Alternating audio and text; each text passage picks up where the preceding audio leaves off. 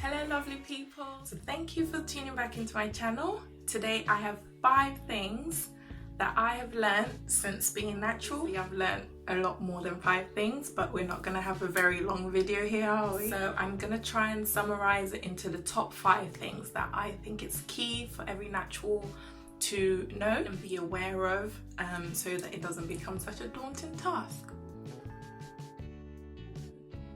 I would say that you need to learn to love your hair.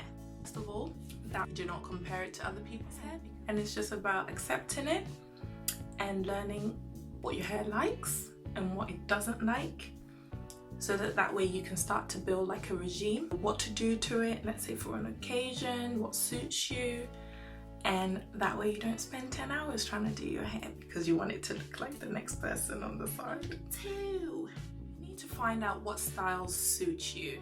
I personally have a bit of a long face with chubby cheeks, and I found that hairstyles that come all the way to the top, top buns, afro puffs, just retro styles looks really good on me. So for a long time I used to just rock that style like constantly. You wouldn't ever catch me with my hair down because that's what suited me, or that's what I felt comfortable doing, because my hair isn't as dense as I want it or as thick as I want it, so I need to give that illusion that I have that thickness, and that's not a bad thing. You can fake it till you make it.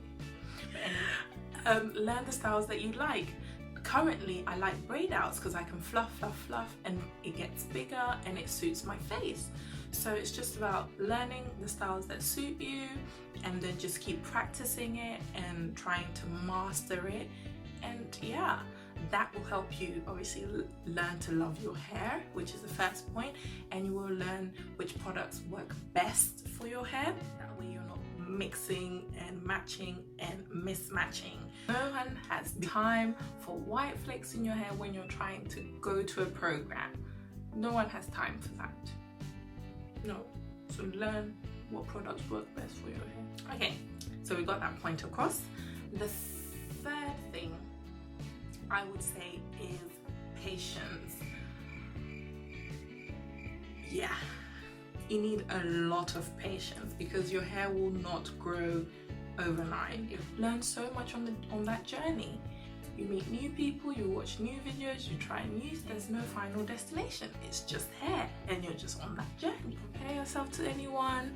You can just go on your snail pace, and that's absolutely fine. And you will find that you will learn so much, and you will do it your way, and it will just work. When I first started, I watched Fusion of Cultures.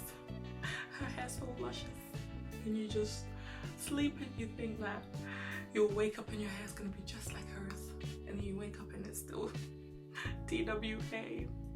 But anyway, you get the 4. Nourishment. Nourish your hair. First of all, internally you need to be nourished because it will show in your hair. Proteins is very key because your hair is full of proteins. If you want to get some supplements, that's also good if you know you're lacking. But just do your own research and get your insides happy.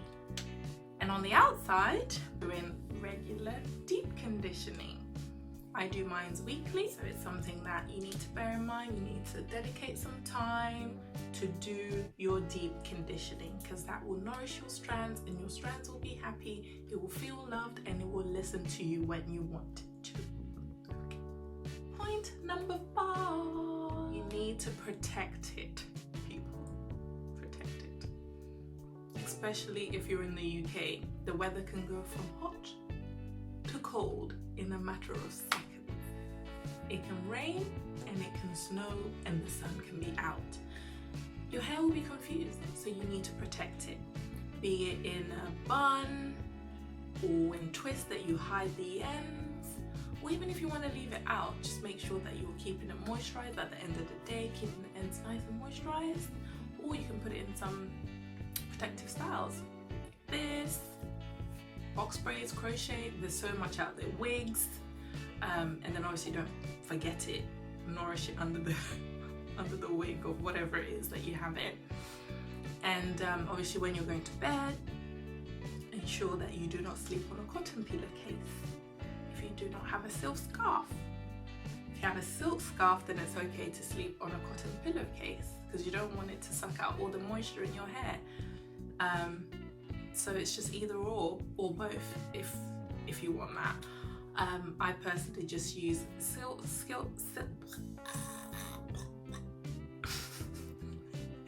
I personally use a silk scarf and a silk bonnet because I could wake up in the morning and it's off, so I just need double reinforcement. So I have that, and so that way I don't need to sleep on a silk scarf, but it's something I will invest in eventually, or I'll probably just make myself one.